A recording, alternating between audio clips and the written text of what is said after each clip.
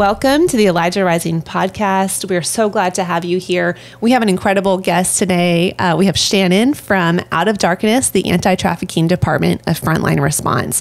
And many of you guys have been with us for some of the other podcast episodes that we've had with Jeff from Frontline. We've had him on a few times, but super excited to have you here today, Shannon. Yeah, great. Thanks for having me. I'm excited to be here with you guys. So we'll dive in. So you are from Atlanta as well.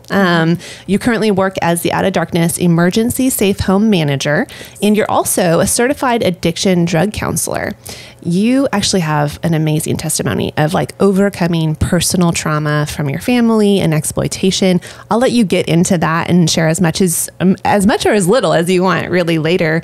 But you, I've seen you and I've heard about your history of just using your story, using your journey as a survivor and as a believer, right? To empower others to thrive. Yeah. So thank you for coming. We're super excited to dive into all that emergency safe homes entail.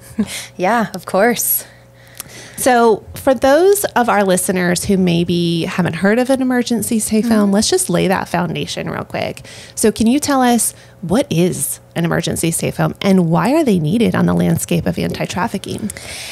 Yeah, so an emergency safe home, it is a home that can just provide holistic individual care. We operate 24 hours a day. And what we do in this space is we want to be able to offer a safe space for women coming out of exploitation to be able to have, again, that safe space for the crisis stabilization phase. We want her to be able to get some rest. We want her to be able to see a psychiatrist if needed, if she needs to go through detox or just long-term mental health stabilization, we can help facilitate that. But the goal is that safety and stabilization phase before we get her to go to a long-term program like Elijah Rising. So that's the goal. There is not many safe homes in the U.S. And so what we have heard from a lot of long-term programs and just partners in general is that when women are coming just out of their circumstances into their long-term program, they are missing that stabilization phase. And so they come in, they are not stabilized, but it can disrupt the program and all the other residents that are already there. And so we partner with our long-term programs to be able to help them have that stabilization phase as well. And so again, it's that 24-hour safe place for women who want to come to be able to find that stabilization, to be able to start her healing journey.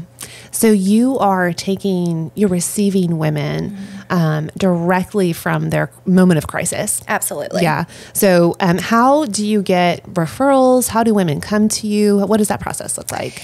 Yeah. So we have a couple different ways are we able to get referrals.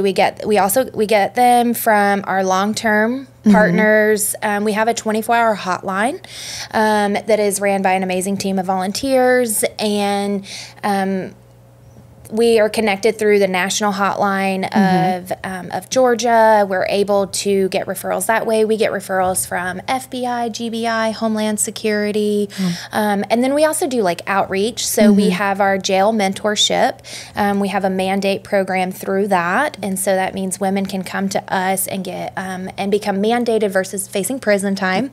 And then we also have our street outreaches, and that's where we go out every week, go to the what you would say hot spots in Atlanta, and we go out, we pray, we talk to the women out there. We've encountered some of the guys out there, and just really show them our consistency, try our best to show the love of Jesus, and let them know that there is a place to come to when and if they are ready to get out of the lifestyle. And so we have a couple different referral sources. Yeah.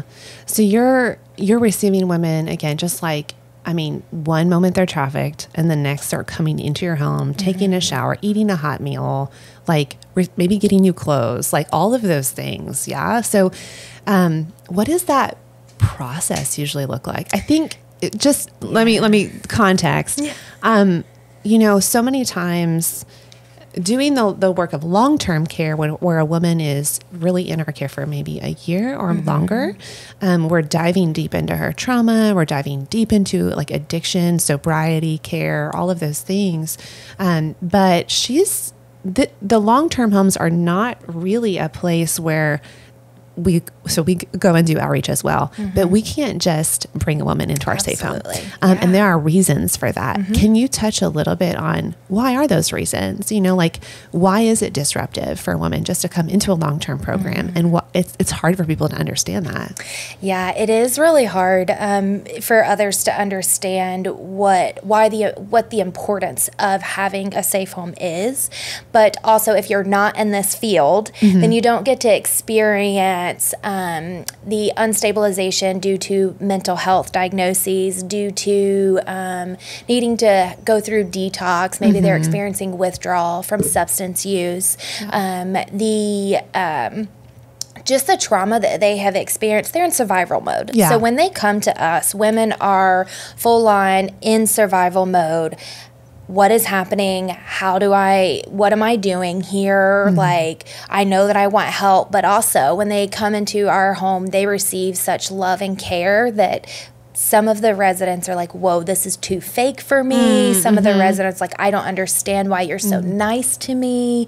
And so it is a really good transition to start showing and implementing first the love of Christ, then that trauma-informed care. We're going to start trying to empower them to make choices. So we are all about trauma-informed care. We want to implement, my little saying that I use is choices within boundaries, right? And so we want to give them choices within healthy boundaries.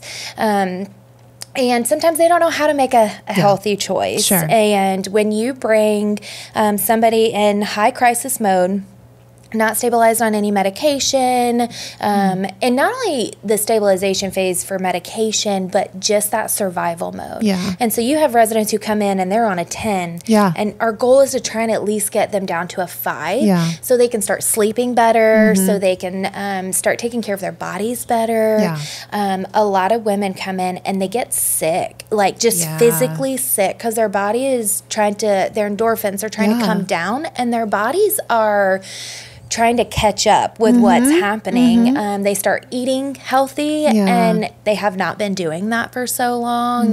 They start sleeping in a bed. They get clean clothes. They start getting trauma counseling.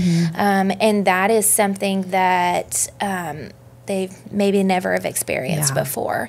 And so we are really trying to help handle what's in the moment. So when they go to a long-term program, they do get that long-term inner healing, focus on your trauma, let's dig deep. We are more of how can we handle and how can we assess them right now in the moment, and to be able to address what's taking place currently. So that may look like currently they just need to be able to feel safe. Yeah. Currently they just need to be able to take a hot shower. Right. They do get to meet with trauma counselors, but we do not start talking about, well, tell me what your mom did to you. Tell me what your dad did to you. Because if we were to do that and then send them to a long-term program, say we were to have a woman in our home start processing her trauma with us and then put her on a flight and send her to Elijah Rising, we have just opened up all of her vulnerabilities. And her vulnerability just jumped to a 30, and like way above the marker. And people prey on that, and people can sense that. And so we really want to help that stabilization phase right now. What can we do right now to get her to feel comfortable, to feel safe, and then be able to get her to a long-term program? Yeah, I love that. It's when we've been able to work together, and this partnership is so beautiful because we can trust you to send women who are a good fit, who are ready, who are kind of in that mindset of saying, okay, I'm slightly out of crisis. I'm their brains are able to come down and actually think. Your brain science shows you can't make long-term decisions when you're in crisis. Yeah. And so we understand that right on the street. We're not pushing them to say, okay, come to our program, right? Like they are not capable, and it is unfair to demand that of them. Absolutely. So the program that you guys have is such an integral piece. I kind of view it like if you were thinking of stepping stones, you know, from being in the life of exploitation all the way to like healthy, independent living. It is not a one stop. It's not get out of exploitation and like, oh, praise God, like everything's fine. Yep. And I think on the outside, sometimes that's the misconception, you know, inadvertently, right? But there are a multitude of small baby steps and people along the way that need to like help her along the journey, you know? And you guys are that first step. You're like the triage, the ER. You're like, okay, let's get her into a bed and let's assess what is actually going on. Does she need medical detox? Does she need to go to a hospital maybe? Does she, right? All of these things, you guys can just come around and surround her. It's so beautiful. So Shannon, can you share with our listeners a little bit, what does a typical day look like? I think we have a picture of the person who's coming in and maybe her frame of mind. What do you do on a daily basis, and how does your staff kind of navigate a typical week maybe? Yeah. So when they first come into the safe home, you've heard their mindset. You've heard where they're at. The first thing that we do is we're going to greet her just with love. And, you know, we'll go through our intake process. Every resident, once they come in, they get what we call a welcome basket. And that has all of her hygiene. It has a Bible. It has a journal. It has a pen. It has her towels, washcloth, everything that she's going to need. We find out, like, does she have clothes? Does she not have clothes? Yeah. What is she coming in with? Does she have shoes? Does she not have shoes?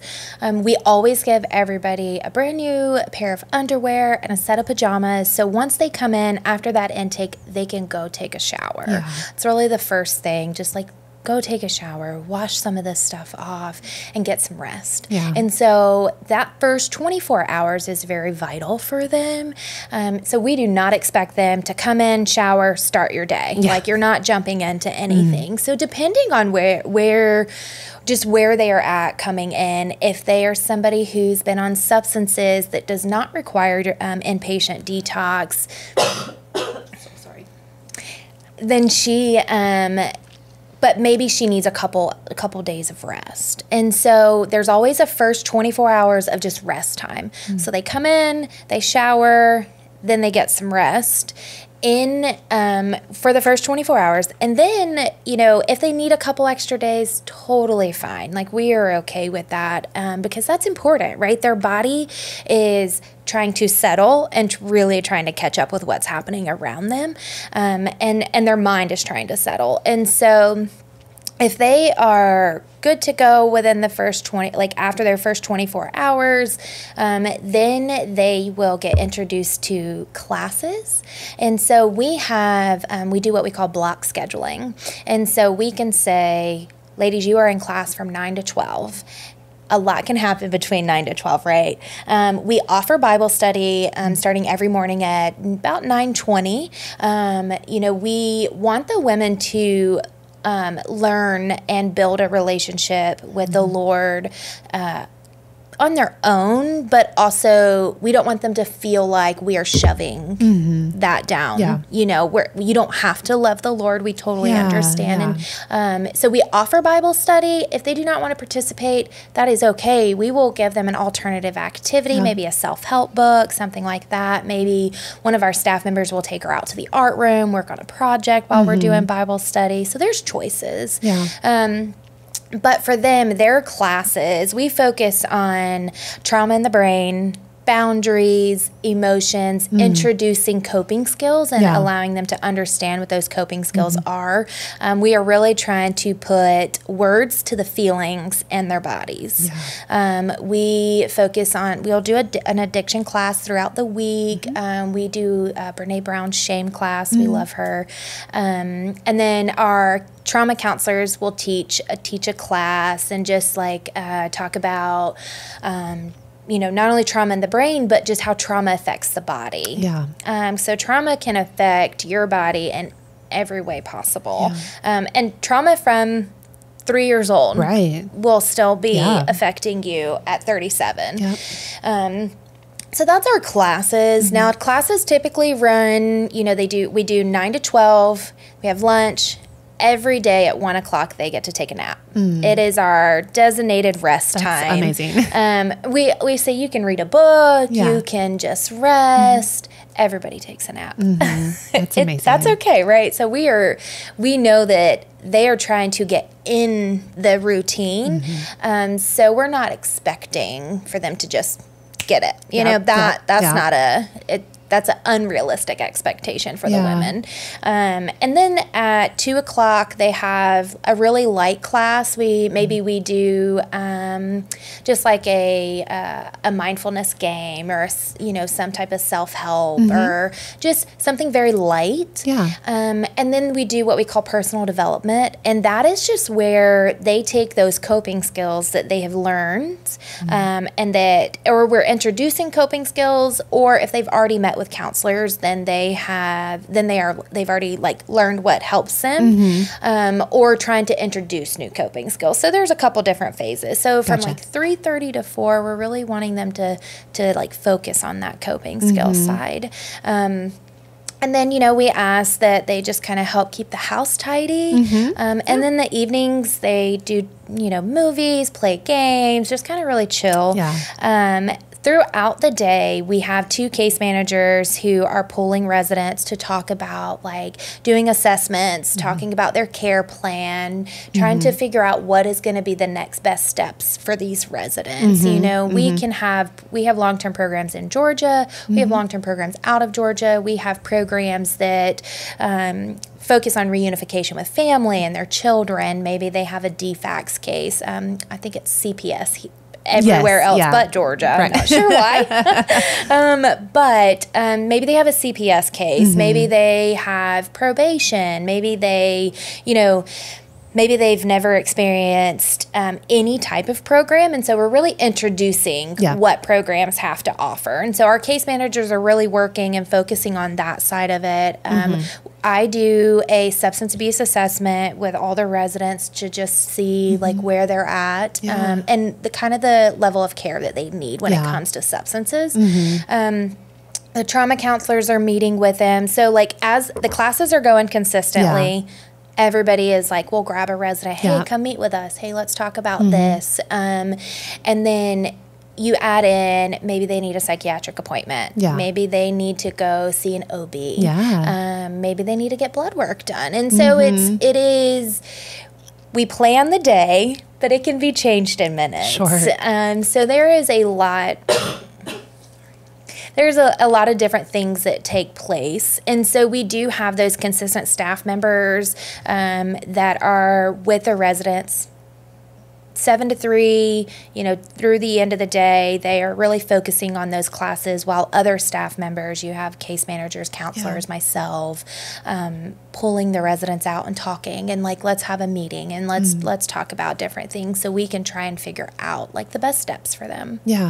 That's a lot. You're covering a lot. You're talking about addiction, education, familial reconciliation, legal restitution. I mean, there's so much. While you're also, I hear this, that you're, I want to phrase this right. You are making sure that their attentions are focused, their energies are focused, because I feel like I've heard this before, but just, boredom is the enemy of trauma. And if they're just sitting around thinking about their pimp, thinking about, right? You don't want those things to be stirred up. So you have a lot going on. We will talk after the break a little bit about what does the staff look like and what kind of quality of staff and number of staff do you need to run this, because you've mentioned a couple times that you're 24/7. So it's incredible. So we'll dive a little bit deeper. We'll take a break for just a moment, come back with us, and you will not want to miss the rest of this interview. Hey, thank you for listening to the Elijah Rising podcast. If this episode has impacted you in any way, let us know. Go on Facebook, YouTube, Instagram, or go to our website and send us a message.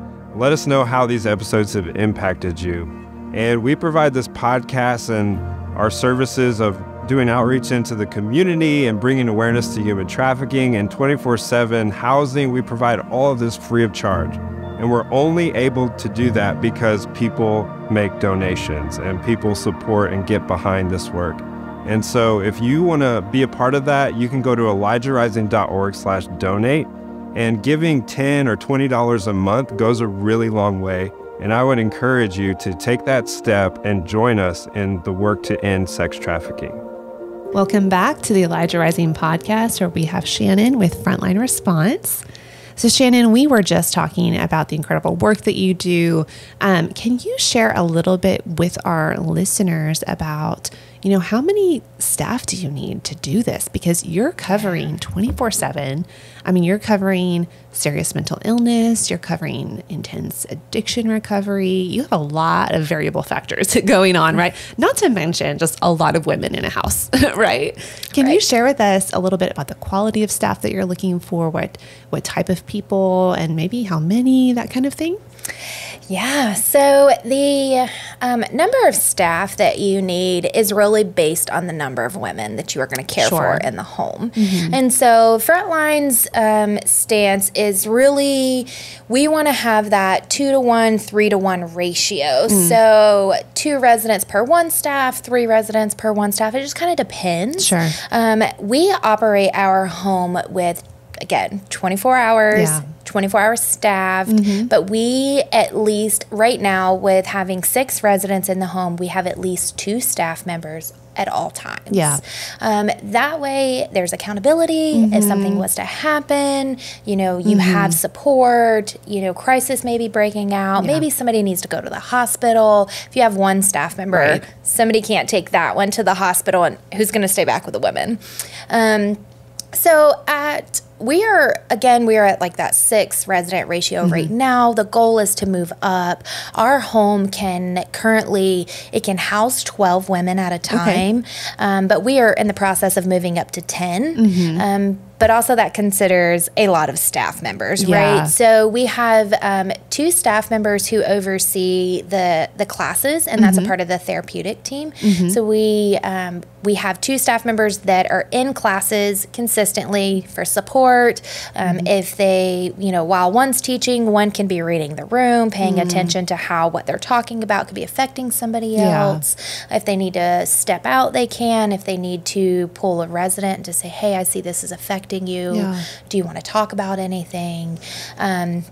We have 2 case managers, and so those case managers are splitting the caseloads.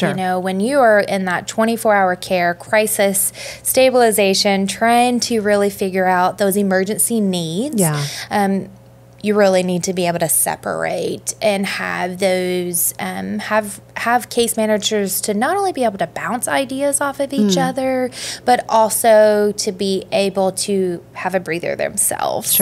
And we have like part-time trauma counselors. So we have 2. They split caseloads as well.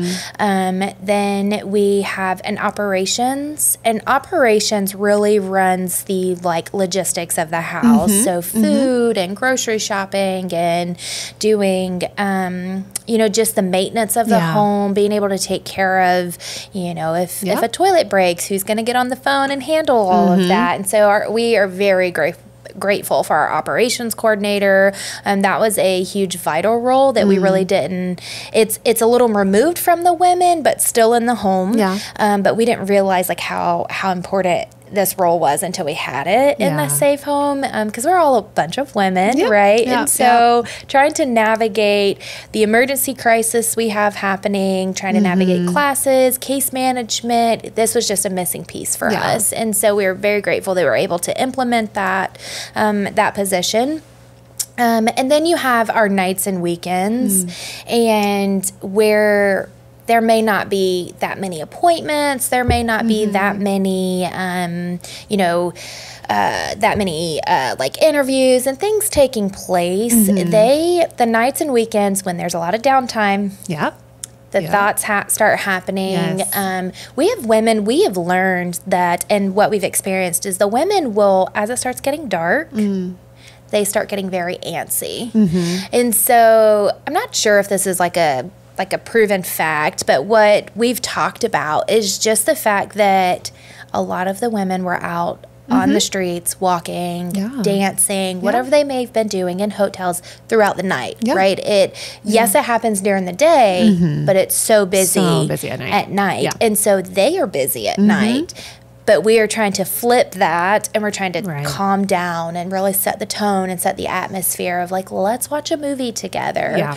You know, we sit and have dinner together as a family.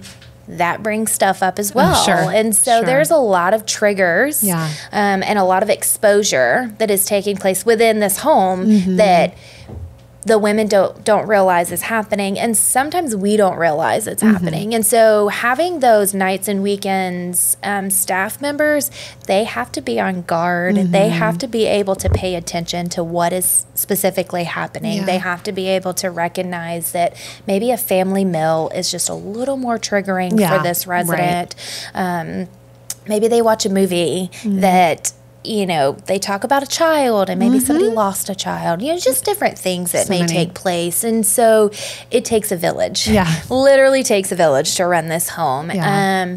You know, and before we started our increase in our number of residents, which we want to be able to serve more women, which is why we really want to be able to have more homes in different states. But before we started taking that increase, we had about 10 staff members, you know, in this department. But now with the increase, we are working on about 22 staff members. Okay. Now, a couple of those are not in the house full time.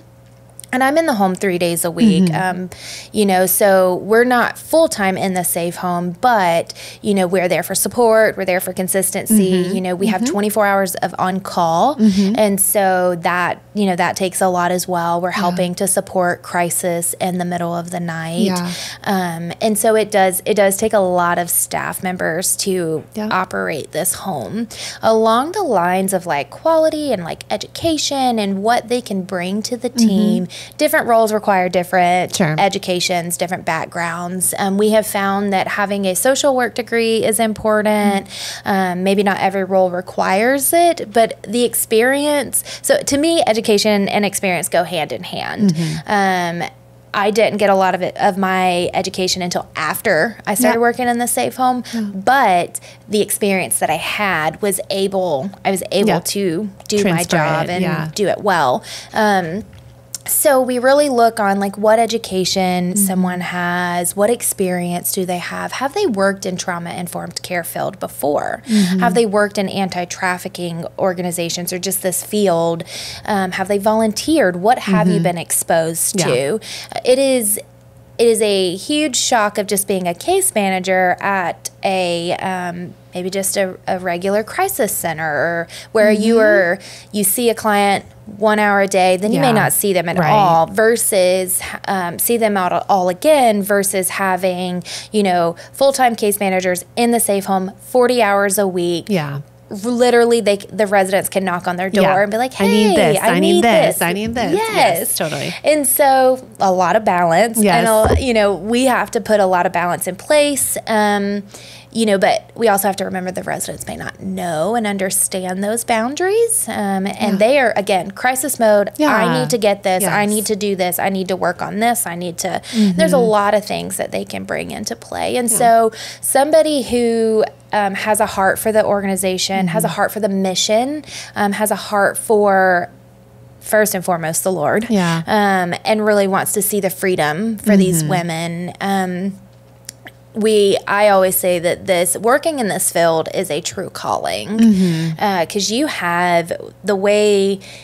It's a lot of exposure to trauma. It's a lot of exposure to just, for us, it can raise anxiety and for fear. Absolutely. And, you know, if you don't understand what you're getting yourself into, then it can really be setting that staff member up for failure.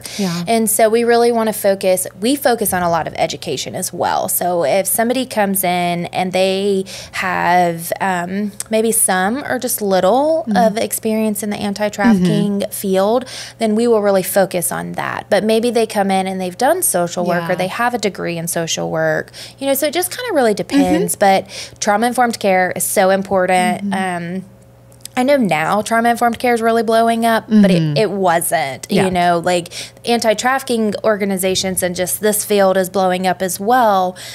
But also several years back, we would talk about trauma-informed care, and it was not like, it was kind of like foreign. And so that's really been powerful to see how much that's growing, and just really wanting to implement that in the home. Yeah. I love that. I mean, it's so complex. We really have a very similar model. And I want to go back and touch on, just clarify something, because you said a 3-to-1 ratio. And so that would be 2 or 3 clients to a staff member. But that's in the moment. You need really, you said 23 staff for, let's say, 10 to 12 residents. So it's a little different because you're having to cover overnight and weekend. And that's something I think people don't think about when you say, well, we have 23 staff and we have 10 residents. They go, what? Like, I'm like, okay, hang on. Let's talk about that. Let's talk about what that means, because not only are you dealing with severe addiction, you're dealing with severe mental illness. And that could be a whole nother podcast. How do you prepare, non-clinicians for that role, right? They are with these individuals, again, maybe 10-hour shifts or 12-hour shifts. It's a long time. It's a long time. So, severe mental illness, you're talking about people who have come right out of crisis. Like, without all those other, they might be malnourished. They might have been physically abused or beaten or have injuries. There's so many things, right? So you're dealing with a very severe cases of need, neglect, abandonment, abuse, all of these things, not to mention the emotional effects and the spiritual effects that are coming through your doors. So I love that you said that you have 2 staff members, period, like minimum, no matter what, at all times. And that's something that we are working towards too, because you're right. We literally had this meeting the other day and we're like, nights and weekends, y'all, we need more support. Because the people, I don't know if you find this, but we have found this, that typically, kind of broad brush here, but typically the individuals that we get to hire who are attracted to this work are younger females, typically single, maybe fresh out of college, sometimes not, but, with that ministry mindset. And so it can be a lot, right? You're like, okay, I'm 22. Maybe this woman is 37 and she's bigger than you and louder than you, has more life experience than you. And so you really need people who have this kind of chutzpah, if you like, gumption, if you will, or you need to pair like a stronger staff member with maybe a quote unquote weaker one, or more subdued, and so that's such a dance, and like finding people, it is such a challenge to find people to do this work. So I just put this out for all the listeners, both for your organization, for ours. Yes, please. We need the workers, and staff members, but also volunteers. I imagine you guys use volunteers pretty heavily to come in and just, even if you have staff there present, to give them a little bit of a break and a breather. Absolutely. How do you engage volunteers in this work? So we have a couple different teams that our volunteers can volunteer on. So we are rescue teams. We have volunteers who do the rescue teams. We have volunteers who help oversee the hotline and answer the phones 24 hours a day. Wow. We have volunteers who get to go in and do mentorship in the jails. Volunteers will help with street outreach. And then we have volunteers who will come into the safe home. Maybe they'll do an art class. Maybe they'll lead a Bible study. Maybe they'll cook a meal with the women. We have volunteers who will they'll say, well, hey, I want to help out at the safe home, but maybe not direct care. Sure. So we'll have volunteers who will like to come and organize and like clean out our clothing closet. And that's so great. Amazing. And so we're always looking for volunteers to be able to assist the women and also to be able to assist staff. So we have volunteers who will cover, because we operate 24 hours a day, and we need staff 24 hours a day. There's not ever a time that we can just pull staff members out of the house, but we also still need staff meetings. We still need to connect as a team. We still need education as a team. And so we have volunteers. We rely heavily on our volunteers about covering the safe home while we have these meetings. They're very important for us to connect. Frontline has headquarters, and then our safe home is separated from that. So we need time to be able to go to Frontline, to be able to connect with those, the other departments that we have, to be able to connect with leadership over there. So we need those volunteers for sure. And the women really love having the volunteers come in. It's a good experience. They say, oh, well, you're here because you want to be here. And we have different volunteers who have, just different, what is that word I'm thinking of? Just different, not only experiences, but just skills they can bring in. And so they are so important for us. That's awesome. I love that you can lean on them, So let's shift gears a little bit and let's talk about the clientele that we're seeing, that we're serving. Have you noticed any kind of new challenges or kind of trends that maybe come to the surface for you? I mean, I know there's been changes like in drug culture and just the severity of that. And I mean, how do these, I'm giving you a very broad question, right? It's fine. But anything different or new, or maybe it's not different or new, maybe it's just something like, hey, here's a trend that maybe most people don't realize that you're seeing come through the safe home? Yes. So just recently, I know everybody brings up COVID, but when COVID hit, everybody knows the world shut down.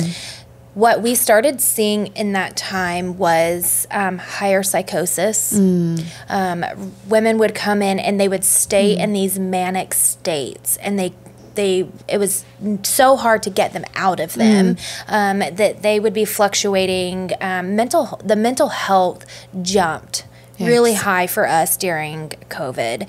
And then after the fact, when COVID's died down and we're really trying to get the world back into normal, the mental health did not go back down.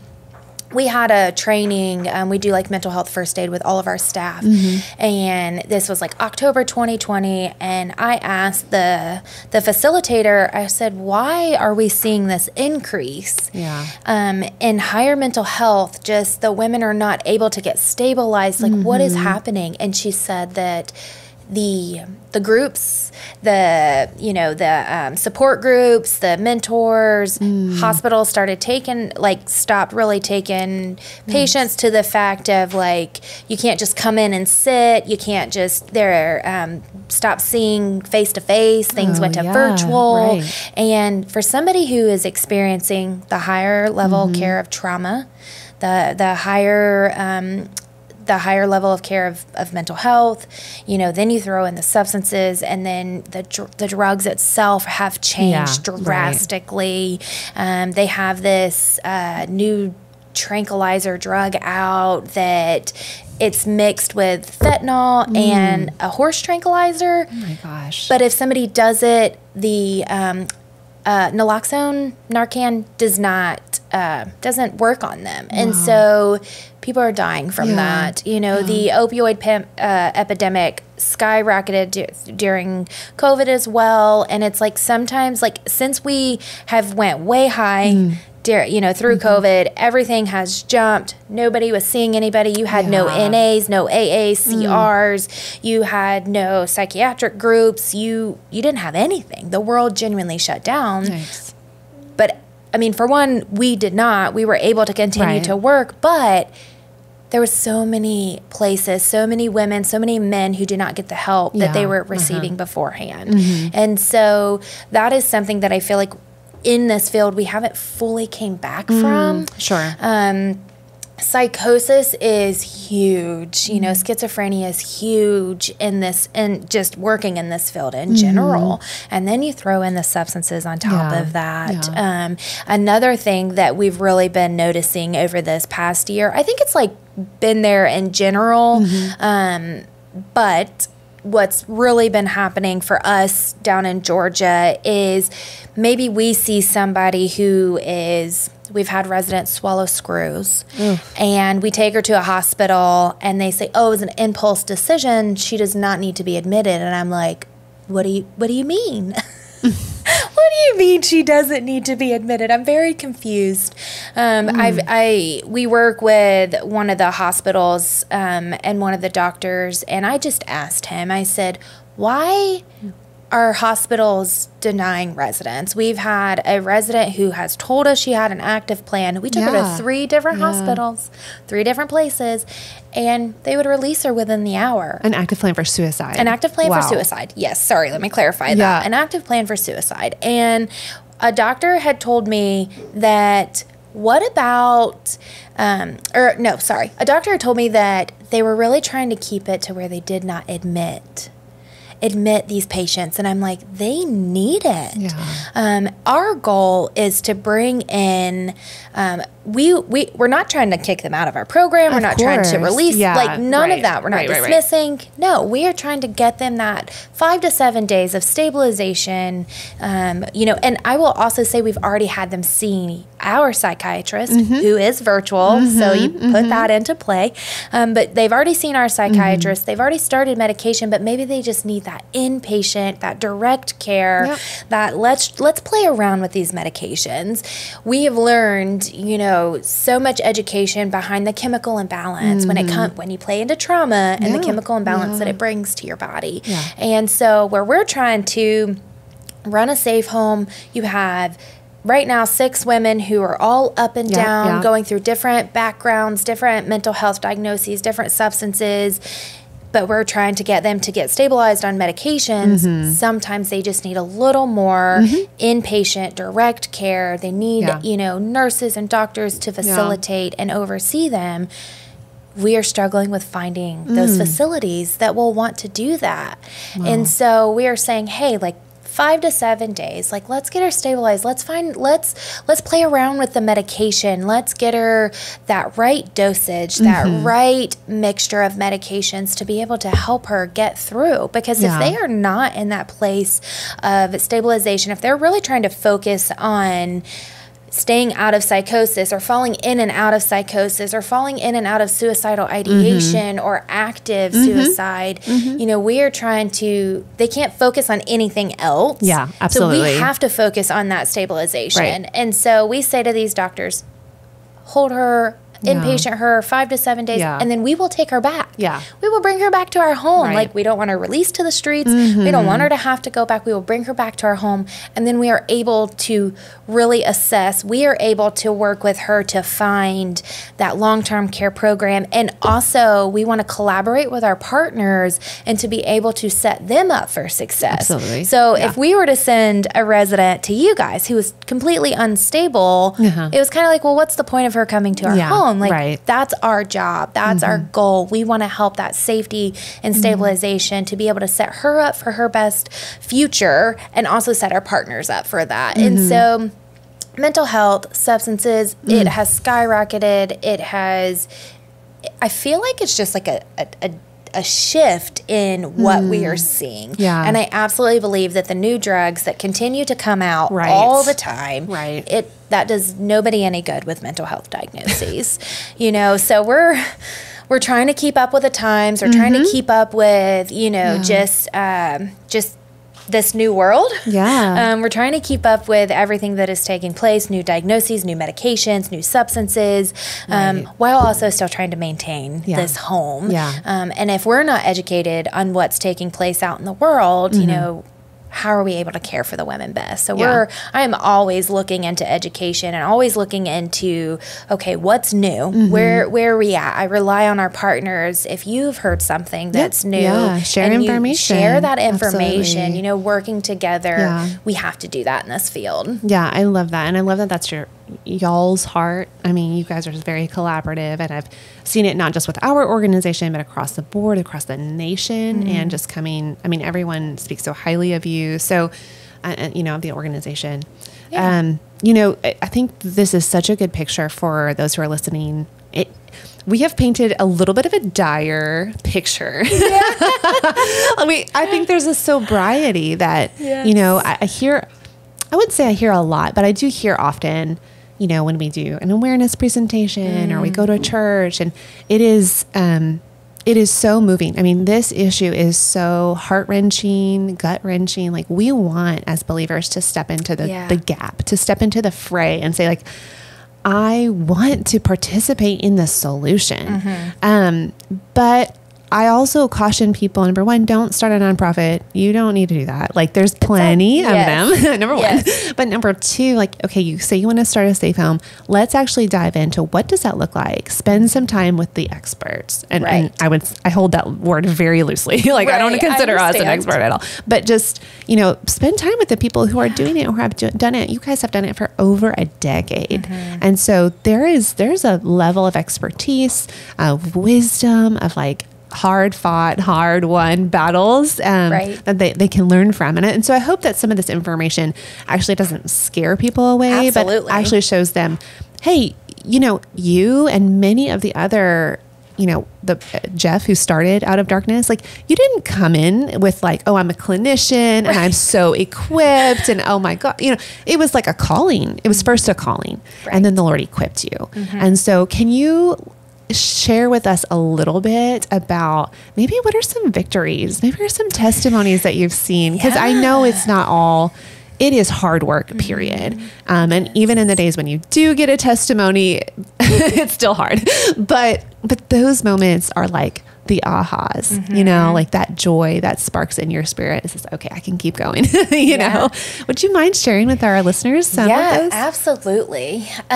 So, being in this crisis stabilization phase, short period of time, we have a short period of time to build relationships, to build rapport, to build that trust with these women. And so we have also found that where we continue to build and where we continue to, where women will come and go to our long-term programs and say, oh, I really love Out of Darkness. I love the care that I receive. We have a duty to follow up. So something that I really love to do and that I don't get an opportunity to do as much, but is to just stay connected with their residents as they go to their long-term program. And so we offer a mentorship that way, not only with staff, but with volunteers. But some of the things that we have gotten to see just over the last I'll just say over the last year, we have got to witness God heal a resident's heart. It was just a beautiful testimony.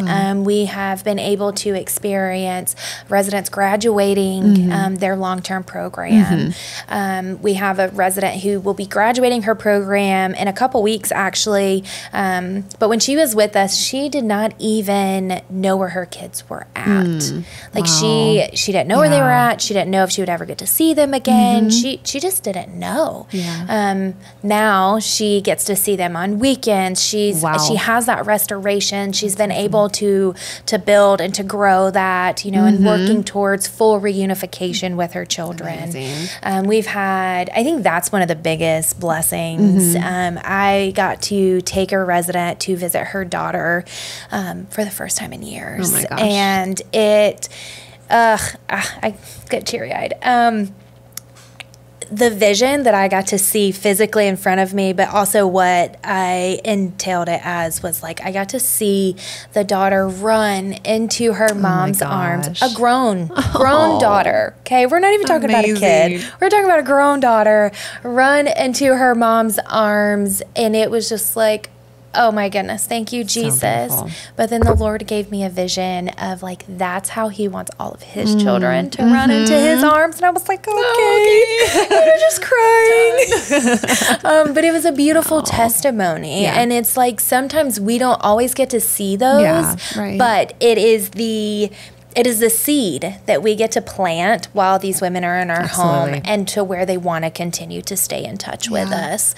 We've seen women get completely healed, mental health diagnoses. We've seen women get cars, great jobs. We've seen women want to go back and get education and really be in a place of, I want to better my career.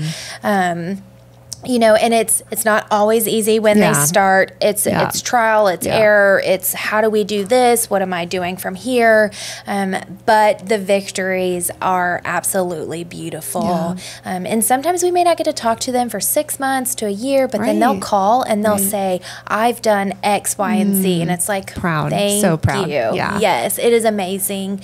And then we have women who will go through our program, go to a long-term program, and then they want to come back talk and they want to volunteer. They want to give their testimony and they want to say, you can do this. Absolutely. So there are so many victories, and all the trouble, all the hard work, all the tears and just the sadness that takes place on the staff's part, it is all worth it, because where we have seen is the seed, the hope. We can say, you are worthy, you are deserving, you are beautiful, you are all of these amazing things. And we start helping change that mindset and that pattern. And we have to continue to show that. We have to walk that out. And so there are absolutely just beautiful victories that we've been able to get to witness. Absolutely. And that's what helps us keep this going. You know, you've got to, if you only see, like you said, if you only see the trauma, if you only see the hard stuff, then nobody's really going to want to stay in this field. That's right. They're just not going to. There's just so many of them. Yeah. Right.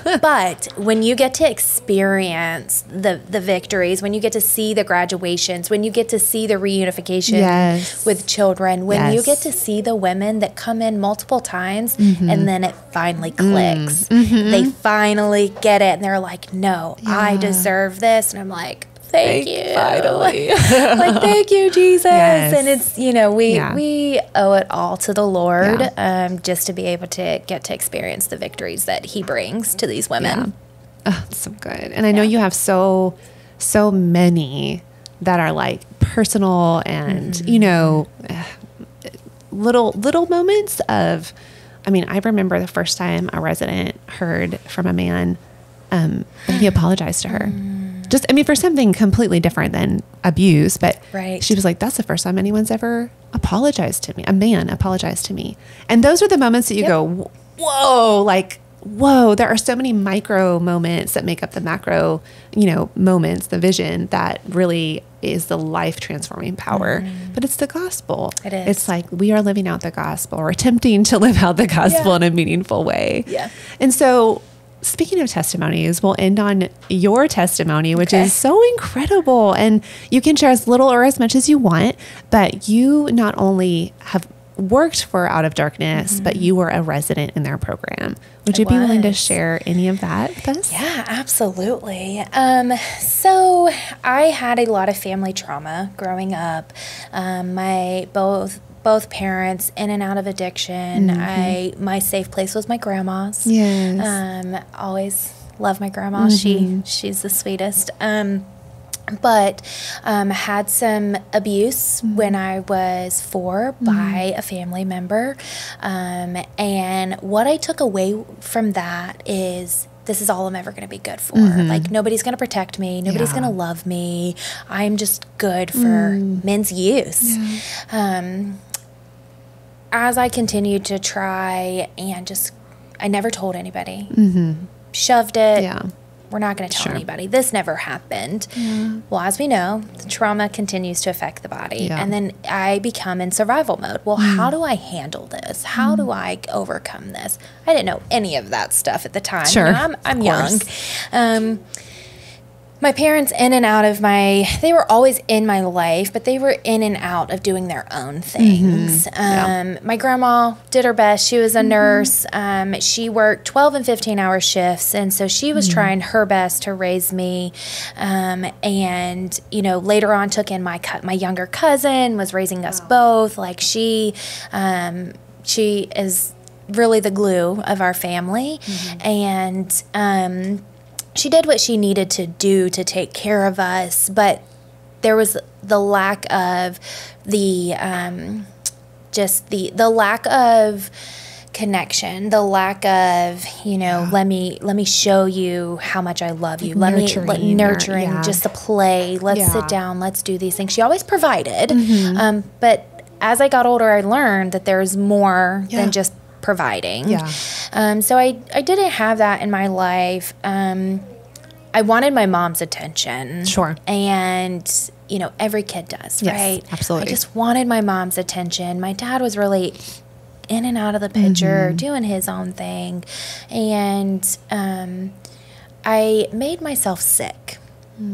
And so, because in my mind, when you make yourself sick, you get the attention you need, right? Like, I can't go to the hospital at 9 years old by myself. Yeah. Like, I need somebody to take me.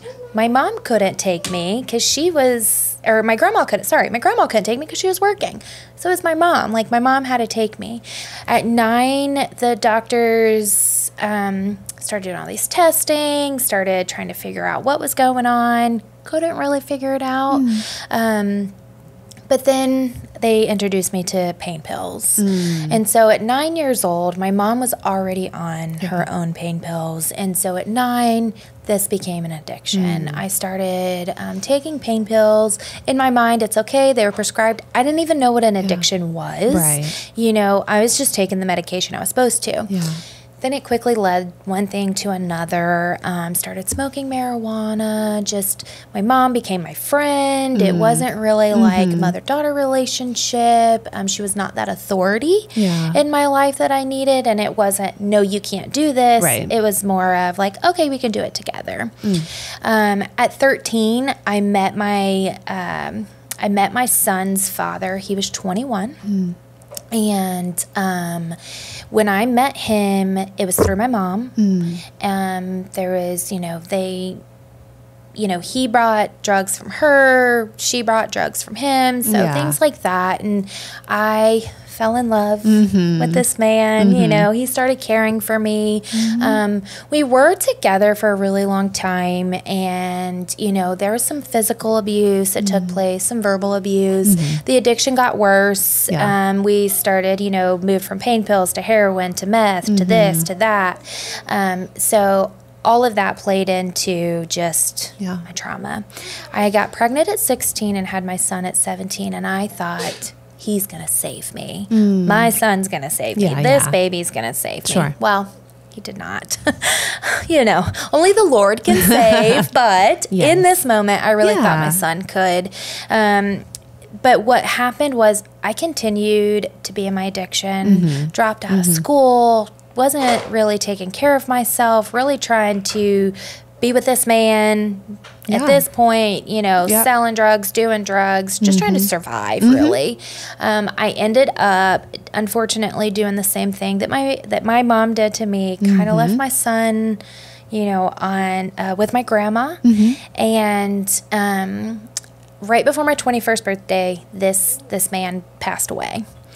And I was with him from 13, almost 21, and my whole world, even though the abuse, the addiction, all of it was in there, my whole world, I felt like ended. I didn't know what I was going to do with myself. And so somebody told me about stripping, working in a strip club. And so I was like, oh, okay, I could do that. Right. So I started working in a strip club, and that is where I met a madam, and she said, you can make way more money. I can provide you with all the drugs you need. We can do this. And so I was like, okay. And that became very dark, very fast. So I was literally in a hotel. It was like a 9 to 5 job, I was able to go home at night. I was able to do things like that, but I was in this hotel all day long doing whatever I needed to do because she got the money and I would get a pain pill. And so that ended when I went to jail for shoplifting. I became more trouble for her versus benefit. Income. Income. And so so after jail, continued to get in trouble, and then I started prostitution on my own, would make money that way, and again, jail was in the mix. I could not stay sober. I couldn't stay out of jail. And the last time I went to jail, so first what happened was I overdosed. I overdosed on heroin. And when I came to, I was as white could be, and I heard a voice say, you need help. Wow. And I was like, what is this? Like, what is happening? I heard that voice say, you need help. looking around me, everybody, including family, was still doing the exact same thing. Nobody was paying attention to the fact that I overdosed. Nobody cared what was happening. A couple days later, I went to probation, and I was going to fail a drug test, so I knew I was going to jail. And I looked at that probation officer, and I remember his face. Do not remember his name, but I remember his face. And he was like, "Ma'am, you're going to jail." And I looked at him, and I just said, "Thank you." And he just kind of looked at me like, what? Nobody ever says thank you. For sure. And I said, if I didn't go to jail today, I was going to die. Wow. That I will remember just like yesterday. Like, it is like, okay, I heard that voice. Something told me. I know now. I know now it was the Lord, but in that moment I was like, what is talking to me? Yeah. So something told me I needed to get some help, and so I did. Not by choice, obviously. I went to jail. You had some assistance. I had some help. Yeah, I feel like that was the Lord just pushing me along, saying, totally. I'm going to help you get the help that you need.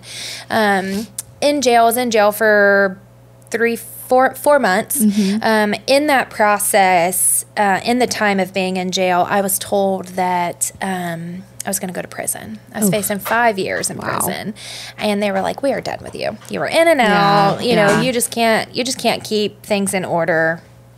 You're going to go to prison." I remember after I left that court hearing that day, I went back to my jail cell, and I hit my knees. Yeah. Wow. And I said, "Lord, like, this isn't it. Like, what is happening? Like, Lord, this is not it. What am I going to do? Wow. Lord, I need you." Yeah. And I remember just crying out to him and just saying, "Lord, I need you." And I bargained, and I was like, if you get me out of this, I will do whatever. I will serve you for the rest of my life. And I remember shortly after, Out of Darkness came to the jail to do a presentation. Oh, wow. This is what we offer. Yeah. This is the criteria. I remember writing my first letter to a volunteer named Tina. She still has my letter to Good this old day. Tina. Yeah, we love her. I wrote a letter to her. She came to visit me in jail. She brought me a Bible. Wow. And she did her little assessment to see if I would meet the criteria for the program. And I did. Wow. And I was like, well, I was told I was going to prison. I don't know what's happening. Right. My attorney changed. The judge changed. Whoa. That was the Lord. Wow. So I got a new attorney. I talked to him about this program, and they went Out of Darkness went to court with me. Wow. And they mandated me. The judge said, "Okay, we will give you this opportunity. If you mess up one time, you're going to prison." Right. I was like, "All right, okay, here we go." So that was still my choice, though, which is amazing. I could choose to go to prison. I could choose to go to a program. Yep. I went to Out of Darkness. That was the first time that I genuinely felt like the Lord wrap his arms around me. Oh, my goodness. I felt love. I felt the unity. I felt the family atmosphere that they created within the home. And it was very unfamiliar, the whole setup. Never went to a program before, never felt this type of connection, and never genuinely felt the Lord. So in that time, I was at the safe home for 2 weeks, met with a case manager, met with a safe home manager at that time. And I remember saying to the old safe home manager, "I'm going to come back and work here." Oh, wow. And she was like... And you're there for like 2 weeks. And she's like, "Okay, honey." And she's like, "Okay. Okay. We'll see." She's like, "Come back and take my job if you want it." And I'm like, "Okay." Think nothing of it, I ended up going to a long-term inpatient residential program where we focus on inner healing. Wow. Holistic inner healing organization. I was there for 21 months. Wow, yeah. I was very stubborn. It's okay, In that time frame of being there, I was facing a CPS case. My son was in foster care, and the judge was going to terminate my rights. So I went there in December. I got there on December the 8th. March 20th, the judge was like, done, gonna terminate my rights. I'm like, I'm really trying now at this point. Well, I wasn't trying before. I wasn't. And then I was sitting next to my attorney, and I heard the Lord say so clearly, sign your rights over to your son's aunt and uncle, and I will restore your relationship with him. Whoa. And I was like, what does that mean? I started bawling. My aunt and uncle, or my son's aunt and uncle, are sitting behind me. My son was not there. You know, he wasn't in the room at that moment. And I looked up to my attorney. He was sitting to the left of me. And I said, what would this look like? What would it look like for me to sign my rights over? What is the, what's the process? Would I have a relationship with my son? And he said it would give you an opportunity for an open adoption.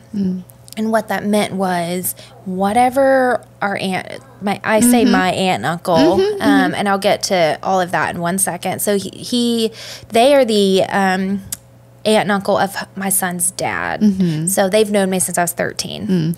And he said you could have an open adoption. Whatever they agree to is what you will get. And I'm like, okay, DFACS is out of the picture, or CPS is out of the picture.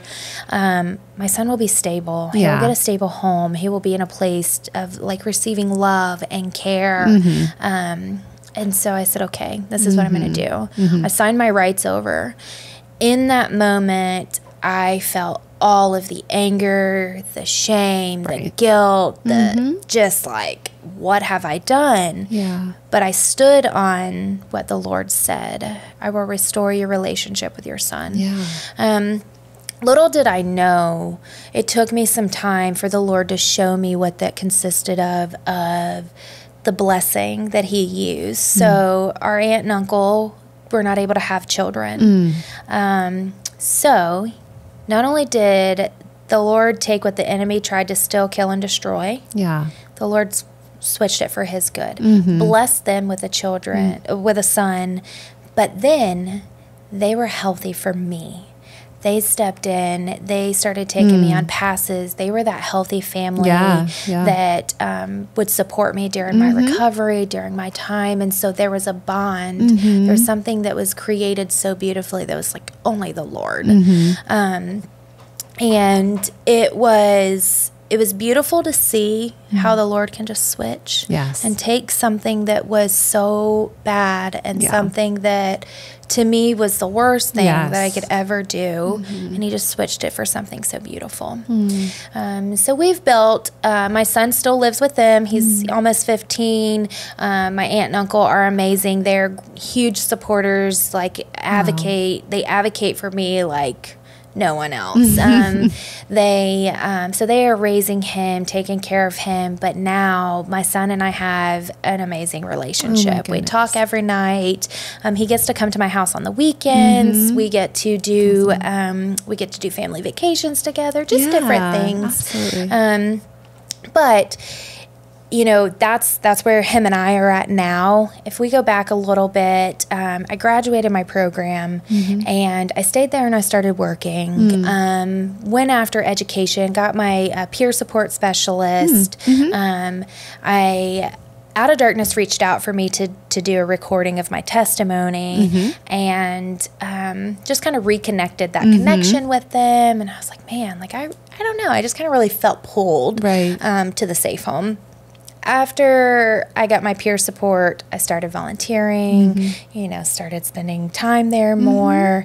And then I started working part-time there. In the midst of that, I met my husband.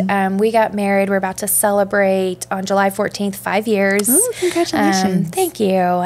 We now have a 2.5-year-old daughter together. But then again, if we go back to just like my heart being pulled towards Out of Darkness, I was doing that peer support part-time, 10 hours a week. Started picking up a little more like overnight shifts. I'm sure. They're like, just helping out. You know, they just needed some help. Just had a little short. And then I remember meeting with our old director, and I said, I'm supposed to be here full time. I don't know what this looks like. I'm just supposed to be here. And she was like, yes, you are. The Lord told us that. Wow. And I was like, oh, thanks, Jesus, for just paving the way. And so I've been with Out of Darkness for almost 5.5 years, I believe, including the time of being peer support. Sure. And it has been a blessing. You know, I've went back to school, got education, became a certified addiction drug counselor. So I'm able to use that certification to help the women. I've done a stepping stone, worked my way through different positions in the safe home, now being the manager. And as hard as it is such a blessing.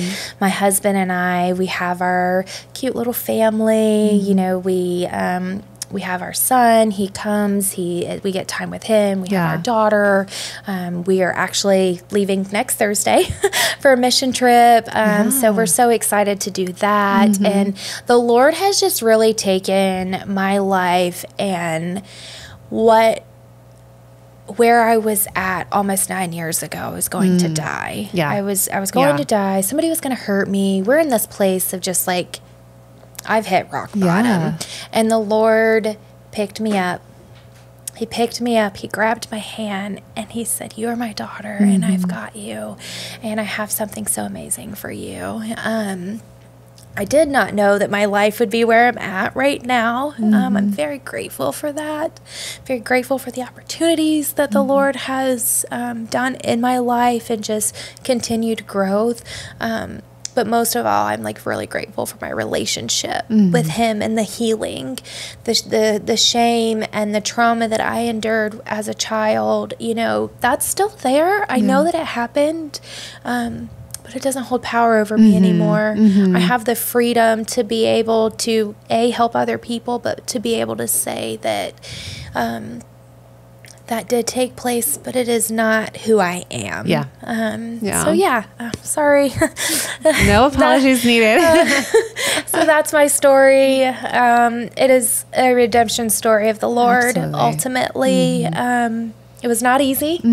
Life is not easy, right? And when somebody you would say normal, who don't experience trauma or substances, it's not easy for them. Right. But then you add on just the abuse and the trauma and the substances and the self-hatred and the shame, and you add all that stuff in, and it's not easy for those things to happen, but it's also not easy to relive them and process them.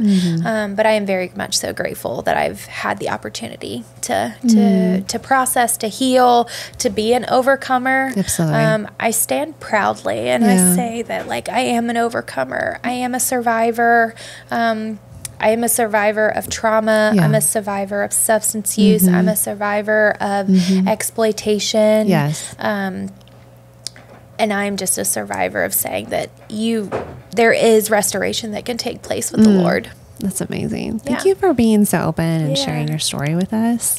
Thanks. I think one takeaway is, we can do this work all day long. And I think so many people are called into this work and we have to be obedient to that. But really, at the end of the day, from your story and so many other women that I've heard, like, it is the Lord intercepting their lives in the middle of their pain and then drawing them piece by piece, moment by moment. And maybe that looks like different people step into their journey, but it's really that continuous thread is the Lord bringing them to a place of healing.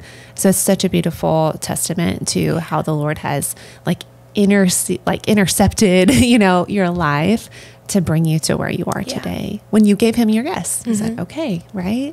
So thank you so much, Shannon. Absolutely. I'm sure we could talk for hours and hours. We are so grateful to have you on here as a representative of Frontline Response, and also for just the work that you do, the stories that you've shared, and the testimonies that you carry. If people want to find out more about you, where can they go to find you or Frontline? Yeah, so I have social social media, Facebook, you can look up Frontline Response. Our website, I believe it's just www.frontlineresponse.org. Yeah, those are probably the best ways to be able to find me. Yeah, awesome. You know, always email me through Yes, Frontline Response. absolutely. You can email me if anybody wants to like know more about my story or just more education, or anything that I could offer you guys and your organizations. Please feel free, reach out. Like I want to be able to share what I can share. Now, I know I do not have all of the answers, but I want to be able to help. Like, if we don't have an answer, then, like, let's work together to find that. It's so important, and you need connections. You need kingdom connections. You need the partners. Like, this work, you need each other. You really, really do. And so I am completely open and just, I'm very grateful. Thank you for having me today. It was our pleasure. If you want to learn more about their organization, it's frontlineresponse.org. They're incredible leaders, advocates in this industry, and do incredible work. You can also find out more about Elijah Rising, elijahrising.org. You can subscribe, so you can get the latest information and up-to-date podcast. Thank you for listening, and we'll see you next time.